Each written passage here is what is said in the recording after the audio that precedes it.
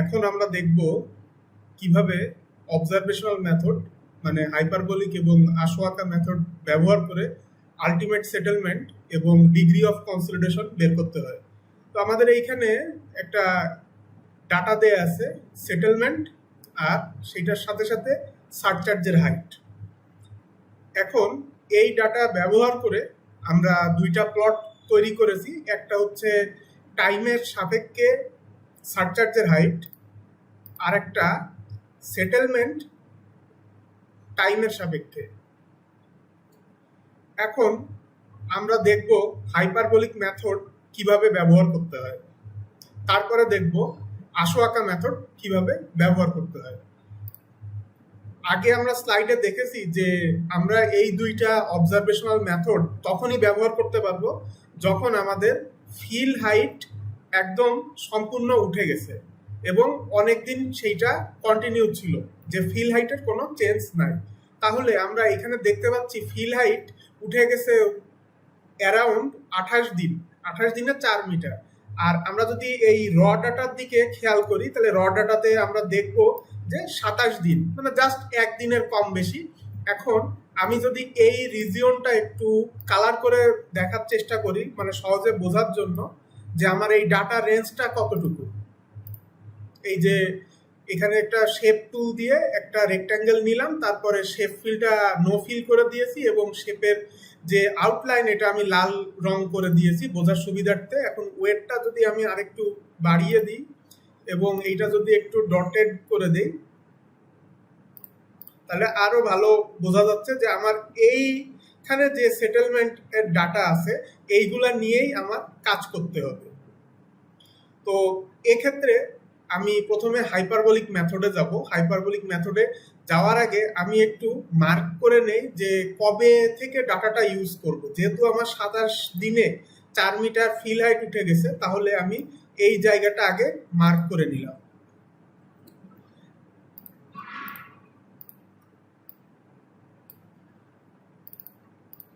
এখন আমাদের যে স্লাইড অনুযায়ী হাইপারবোলিক মেথডে টি মাইনাস টি নট এইটা বের করতে হবে, তারপরে এস মাইনাস এস নট এটা বের করতে হবে, তারপরে T minus T naught divided by S minus S naught এইটা বের করতে হবে। তার মানে এই কলাম এইচ মানে হচ্ছে কলাম এফ বাই কলাম জি, এই দুইটা রেশিও।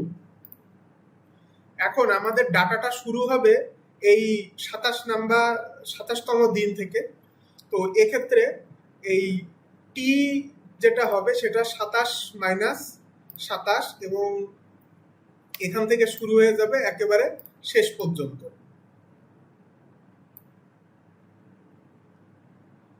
একইভাবে সেটেলমেন্টের ক্ষেত্রেও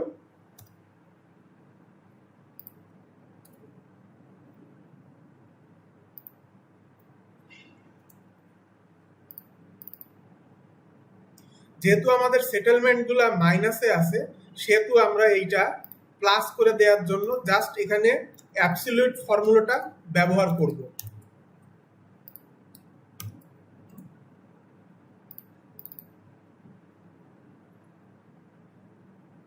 এরপরে আমরা এই যে দুইটা কলাম ভাগ করে দিব,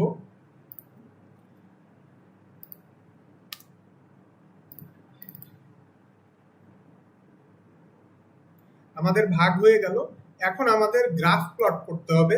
এই এক্স অ্যাক্সিসে থাকবে টি মাইনাস টি নট আর ওয়াই অ্যাক্সিসে থাকবে T minus T naught by S minus S naught. তো এক্ষেত্রে ইনসার্টে যে স্ক্যাটার যাব এবং প্রথম অপশনটা আমি সিলেক্ট করব, তারপরে রাইট ক্লিক করে সিলেক্ট ডাটাতে যে অ্যাডে যাব, তারপরে সিরিজ এক্স ভ্যালু আমি বসাবো। প্রথম ডাটা যেহেতু 0 এবং এইটা যে T minus T naught by S minus S নটের যে ভ্যালুটা আছে এইটা ইনফিনিটি, সো আমি প্রথম এই ডাটাটা অমিট করে দিব এবং এইখান থেকে শেষ পর্যন্ত আমি এক্স এ সিলেক্ট করে দিলাম এক্স সিরিজে। এরপরে একইভাবে আমি যদি ওয়াই ভ্যালুতে ডাটা অ্যাড করে দেই একইভাবে, তাহলে গ্রাফটা অবস্থা এরকম আসবে।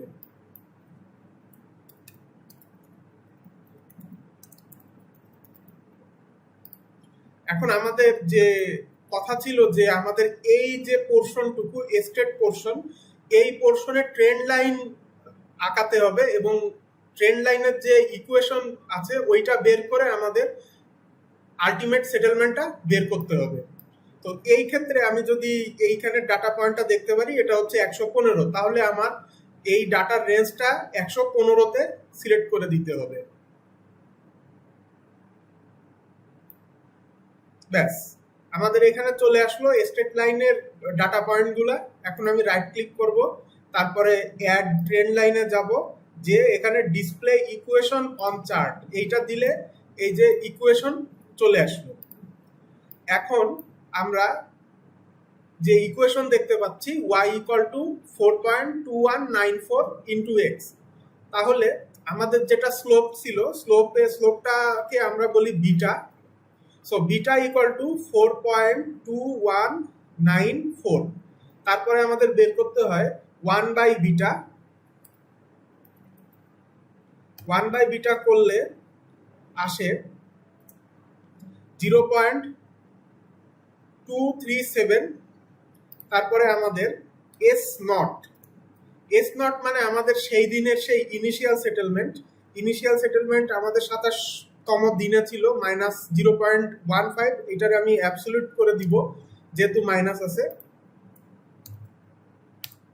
তারপরে আমি যদি আলটিমেট সেটেলমেন্ট বের করতে চাই, এস আলটিমেট = হবে 1 + বিটা + এস নট। এগুলো সব একক হবে মিটার। এস নট এইটারও একক মিটার, এস আলটিমেট এইটারও থাকবে মিটার। এখন আমাদের দেখতে হবে ফিল্ডের সেটেলমেন্ট কত ছিল। ফিল্ডের সেটেলমেন্ট 163তম দিনে ছিল 387, মানে 0.387। তাহলে সেটেলমেন্ট অ্যাট ফিল্ড = এটারও অ্যাবসলিউট করে দেয় যেহেতু মাইনাস আছে।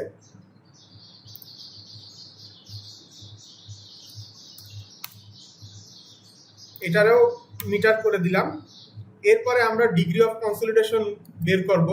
ডিগ্রি অফ কনসলিডেশন বের করার জন্য আমার ফিল্ডের settlement divided by ultimate settlement into 100, এইটা করলে আসে 99.99%। তার মানে আমার এই ডাটা থেকে আমরা বুঝতে পারতেছি যে আমাদের এখানে ডিগ্রি অফ কনসলিডেশন 99.99% হয়ে গেছে, মানে 100% অলরেডি হয়ে গেছে।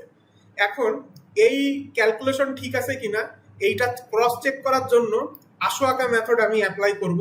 আশোয়াকা মেথডেও যদি সেম এরকম ডিগ্রি অফ কনসলিডেশন আসে অথবা 3 থেকে 6%, 7%-এর ডিফারেন্স থাকে, তাহলে আমি মনে করব যে আমাদের এই ক্যালকুলেশন ঠিক আছে।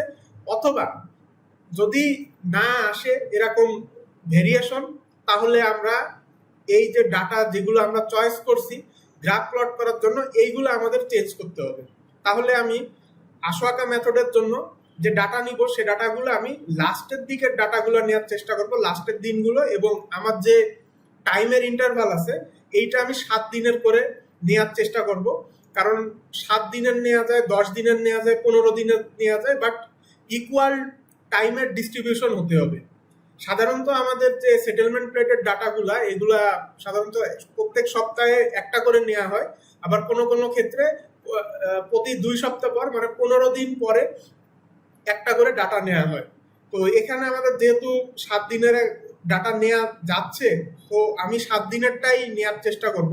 তাহলে 7 দিনের যে ডাটা আছে 121, এইটা আমি একটু মার্ক করি। তারপরে আছে 128, এইটা মার্ক করি। তারপরে 135, 142, 149, 156, পরেরগুলা সবই 7 দিনের ইন্টারভালে।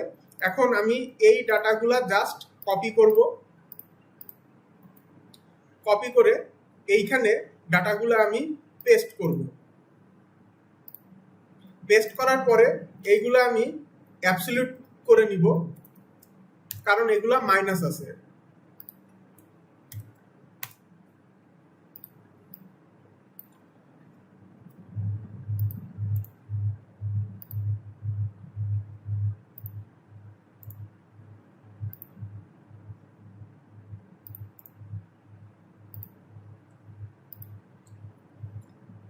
এখন আমি প্রথমে একটা ট্রায়াল দিব যে এই ডাটা সেটের জন্য আমার গ্রাফটা কেমন আসে।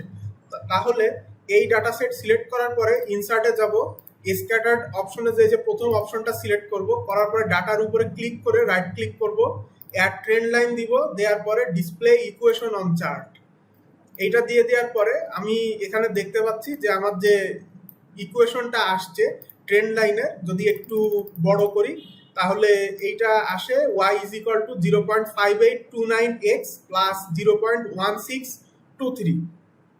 তাহলে আমি যদি এখান থেকে আমার সেই ইন্টারসেপ্ট বের করতে চাই, ইন্টারসেপ্ট মানে আমার যে 45 ডিগ্রি রেখা আছে সেই রেখার সাথে কখন এই রেখা মিলে যাবে, তাহলে আমাদের যে equation y is equal to x আর এই ইকুয়েশন এইটা যদি আমি মিলাই দিতে পারি, মানে সলভ করতে পারি, এক্স ওয়াই এর কোঅর্ডিনেট বের করতে পারি, তাহলে ওইটাই হবে আমার ইন্টারসেপ্ট বা ultimate settlement.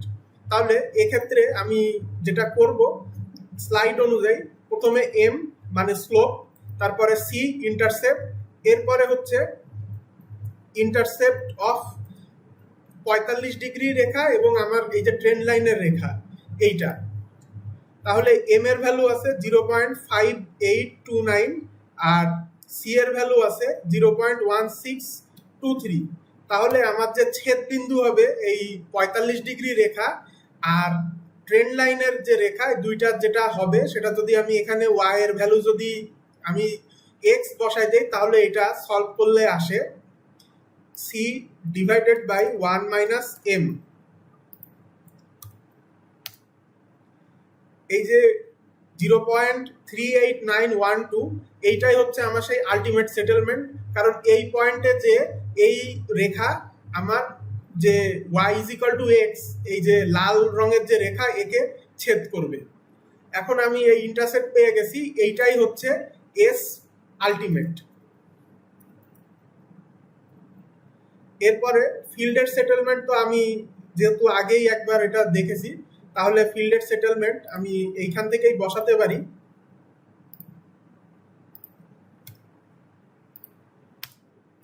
R degree of consolidation সেই আগের মতনই, যে আমার ফিল্ডের settlement divided by ultimate settlement into 100।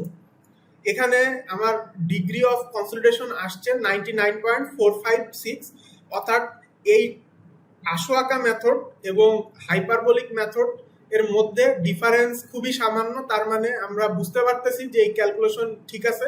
যদি এখানে ডিফারেন্স আরো বেশি আসতো, কথার কথা 89%, 87% বা 88%, তখন আমার এইখানে যে ডাটা আমি চুজ করছিলাম এই ডাটা চুজিং এ মানে সিলেকশনে আমার চেঞ্জ করা লাগতো।